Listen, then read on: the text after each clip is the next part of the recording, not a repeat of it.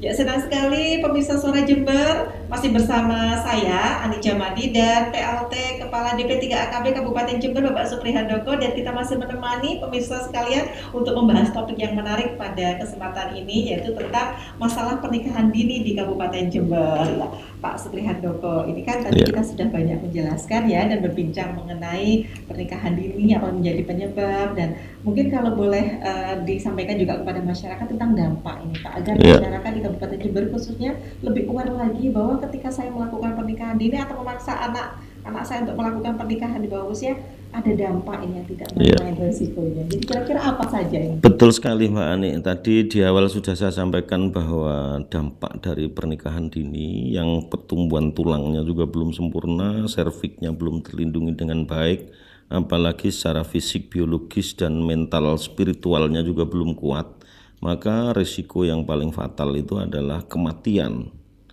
Kematian itu bisa terjadi pada ibu, bisa terjadi pada anak, bisa terjadi dua-duanya. Itu risiko yang pertama. Risiko yang kedua itu kemungkinan besar persoalan ekonomi ini akan menjerat mereka. Kemudian karena dia belum dewasa, belum memiliki life skill yang mendatangkan penghasilan dan lain sebagainya, sehingga seindah apapun cinta dan kasih sayang, ketika kesulitan ekonomi maka akan jadi berantakan pasti itu. Akhirnya broken home berakhir dengan perceraian. Ketika perceraian biasanya mereka sama-sama tidak tanggung jawab. Jadi paling tidak anak ini, si bayi yang lahir ini biasanya dititipkan oleh neneknya atau keluarga yang lain. Ini akan lebih fatal sekali terhadap pertumbuhan dan perkembangan anak yang dilahirkan ini. Dan kecenderungannya ketika sudah broken home, maka mereka juga akan menjadi lebih liar lagi. Kalau misalnya masih bisa ditolong dengan baik, itu satu keuntungan. Tetapi kalau yang sudah berkeliaran di mana-mana, ini sulit sekali untuk kita. Iya, persoalan sosial yang dampaknya sangat luas kan, seperti itu Mbak Ani. Oke, ini dulu sempat ada kasus juga ketika efek dari pernikahan dini mengakibatkan orang seperti yang Bapak jelaskan tadi tidak siap secara fisik, Ya, mental, dan akhirnya depresi sampai akhirnya memilih untuk mengakhiri hidupnya. ya, Awali dari ketidaksiapan ya, menikah di usia dini kan fatal sekali ya ya, Pak ya.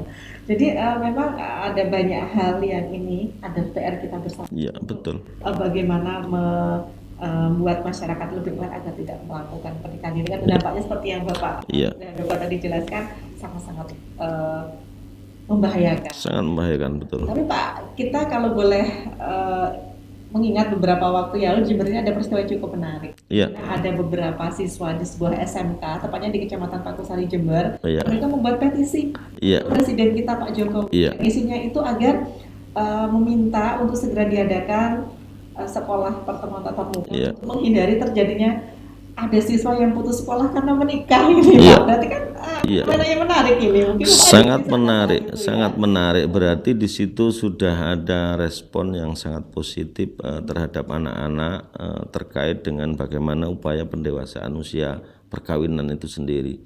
Kemarin kami juga menyampaikan di Zoom meeting, jadi hikmah dari corona itu ternyata ada juga ya ke kita, ke saya terutama. Saya tidak mungkin akan bisa Zoom meeting satu ruang bersama dirjen ketika tidak ada corona, kan seperti itu Mbak Ani. Ketika ada corona ternyata kami kok diundang. Iya, kami diundang dalam sebuah Zoom meeting yang dimana di situ para dirjen isinya. Kemudian saya tungguin kenapa kok Menteri Pendidikan tidak ada yang menyebut. Ternyata pada kesempatan itu saya tanyakan kemana Menteri Pendidikan kok tidak diundang. Pada waktu itu pada saat peringatan Hari Anak Nasional. Jadi yang saya bicarakan adalah pengarusutamaan hak anak. Hak anak untuk mendapatkan pendidikan itu dirampas sama Menteri Pendidikan.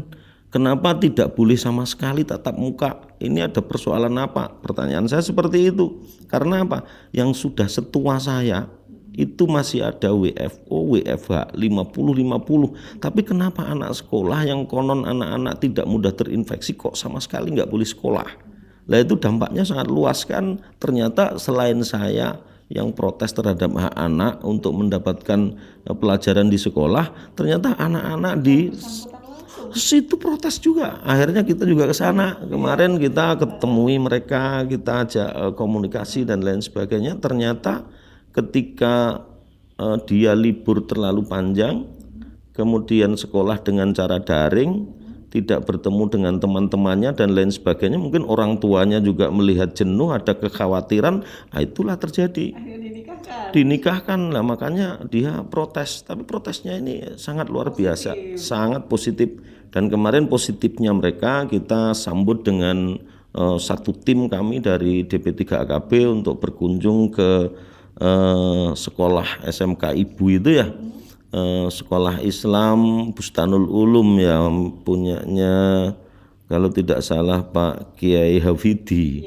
Itu kami ke sana, alhamdulillah ketemu dengan beliaunya juga. Akhirnya saya bawa paket penuh. Jadi dari PP menyampaikan akan segera membentuk bagaimana agar para santriyah terutama dan para santri yang nanti mau lulus yang tidak melanjutkan studi mendapatkan keterampilan untuk bekal hidup. Misalnya bikin kue, menjahit, barangkali merias atau menyulam atau bikin apa dan lain sebagainya, itu kita sampaikan kemarin. Kemudian yang anak-anak di sana kita akan segera bentuk forum anak basis sekolah, juga forum anak basis pesantren. Ini menjadi ruang berdiskusi, ruang menyampaikan aspirasi agar lebih bisa terfasilitasi dengan baik. Begitu pula dari KBKS saya minta untuk segera dibentuk pusat informasi dan konseling remaja. Orang tuanya yang sebanyak itu kita masukkan menjadi kelompok bina keluarga remaja. Agar harus diedukasi, harus diberi penjelasan tentang tumbuh kembang remaja bagaimana dan lain sebagainya. Kita kenalkan dengan celah-celah untuk mengendalikan remaja dalam menggunakan gadget. Androidnya itu paling tidak orang tuanya harus tahu lah untuk melacak dia ngelihat apa dan lain sebagainya agar bisa mengendalikan masa remaja itu. Seperti itu. Kemudian dari bidang dalduk dan admin ini kita upayakan bagaimana dia harus membentuk pojok kependudukan di situ. Ada istilahnya BKKBN ini punya SSK, Sekolah Siaga Kependudukan, sehingga kita bisa menginformasikan walaupun belum bisa masuk ke kurikulum, paling tidak kita sudah bisa menginformasikan nanti referensi-referensi, poster-poster, leaflet-leaflet dan lain sebagainya di situ bagi para siswa, para santri juga bisa membaca di pondok, di pojok kependudukan itu. Akhirnya solusi dihadirkan atas persoalan dan kegundah-gulanaan para santri dan siswa di SMK ini Pak ya, satu persoalan selesai. Tapi kalau boleh, apakah ini bisa diartikan kalau sebenarnya kesadaran masyarakat untuk tidak melakukan pernikahan dini di Kabupaten Jember itu sudah lebih baik, tapi di satu sisi kenapa angkanya masih tinggi? Apakah ini belum terjadi pemerataan Pak untuk kesadaran tidak melakukan pernikahan dini ini di masyarakat Jember ini? Ya, memang sulit kan. Saya sampaikan tadi kita tidak bisa bekerja sendirian. Seandainya saja pemerintah ini berkolaborasi antara Dinas DP3AKB, Dinas Pendidikan, wajib ada pusat informasi konseling remaja, kemudian wajar Dikdasnya benar-benar ditegakkan 12 tahun. Setiap yang tidak mau melanjutkan studi diberikan life skill yang mendatangkan penghasilan, seperti itu saya kira akan menjadi aman saja. Kemudian para kiainya, para ustadznya yang kadang-kadang juga dirayu-rayu, diminta-minta untuk menikahkan secara sembunyi-sembunyi, itu beliaunya harus juga ikut dimotivasi. Seperti yang tadi saya ceritakan di 18 panggung bersama Komisi 9 itu hampir seluruhnya para kiai yang hadir, tapi beliau merespon sangat bagus sekali dan komitmennya, bahkan ada kiai yang tidak akan hadir ketika perempuan dinikahkan kurang dari 19 tahun. Ada seperti itu. Padahal kiai itu kalau tidak hadir di situ biasanya kalau orang desa kan akan sangat tersiksa sekali nggak diraui sama kiai kan gitu. Ini sinergi yang luar biasa. Jadi saya terima kasih kepada para kiai, para ustadz yang sudah bersedia untuk merespon pendewasaan usia perkawinan ini. Seperti itu Mbak Ani. 18 titik, apakah ini bisa diartikan 18 titik ini memang daerah-daerah menjadi kantung banyaknya pernikahan dini selama ini, atau mungkin percontohan gitu aja? Kebetulan kita kan Komisi 9 ini kan DPR RI dari partai di Kabupaten Jember ya, Jember Lumajang ya. Mungkin beliaunya punya segmen tertentu juga, kami tidak bisa untuk mempengaruhi itu.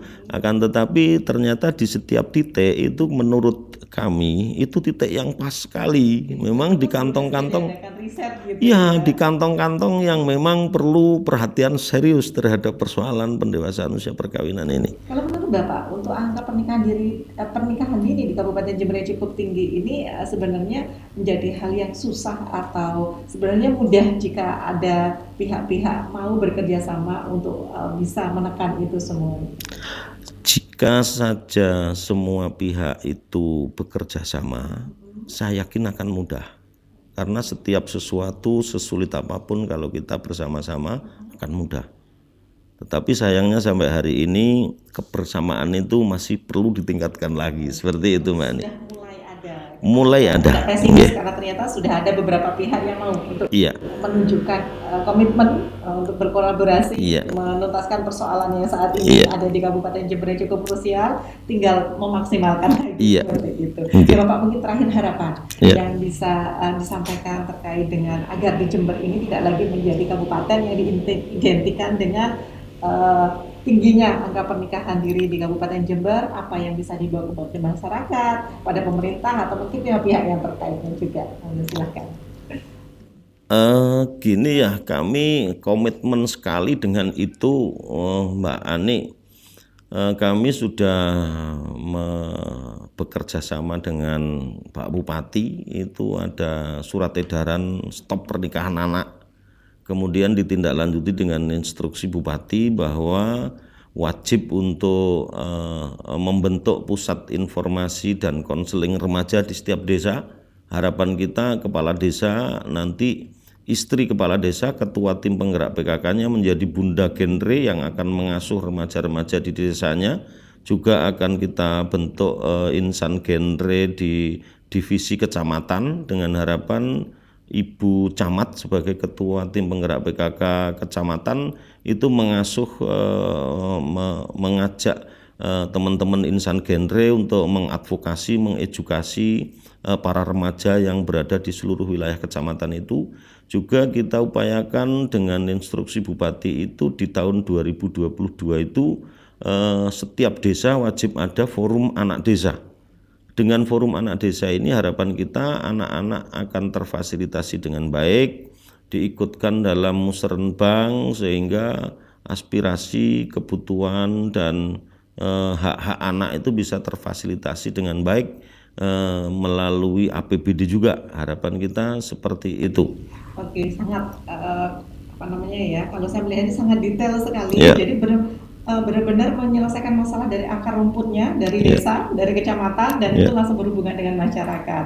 Kalau untuk masyarakat Jember sendiri, Pak, agar memiliki lebih pemahaman dan kesadaran yang baik, mungkin bisa disampaikan himbauannya agar masyarakat Kabupaten Jember tidak lagi mau atau menyuruh anaknya untuk segera menikah ketika usianya belum cukup. Silakan. Terima kasih Mbak Ani. Saya mohon dengan hormat ya kerjasamanya semua pihak. Ini memang wis wayahe Jember itu bangkit ya. Wis wayahe Jember itu tidak ada pernikahan anak. Wis wayahe Jember itu tidak menyia-nyiakan perempuan.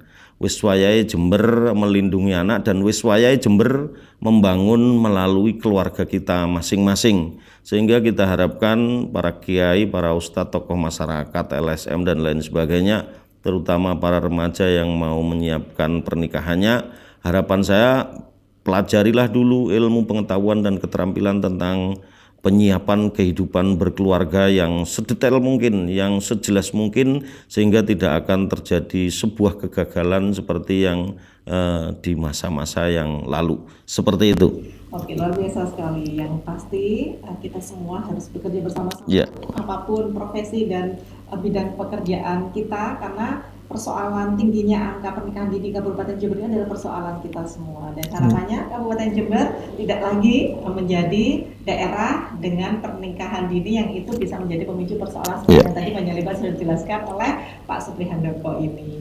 Pak Supri Handoko, terima kasih banyak yang disampaikan, sangat bermanfaat dan pasti sangat mengedukasi masyarakat di Kabupaten Jember. Mungkin di lain waktu kita bisa bertemu lagi untuk membahas masalah yang pastinya tidak kalah pentingnya dan bermanfaat buat masyarakat di Kabupaten Jember. Terima kasih. Terima kasih. Dan pemirsa Suara Jember, demikian untuk episode pada kali ini. Terima kasih atas perhatian Anda dan sampai jumpa.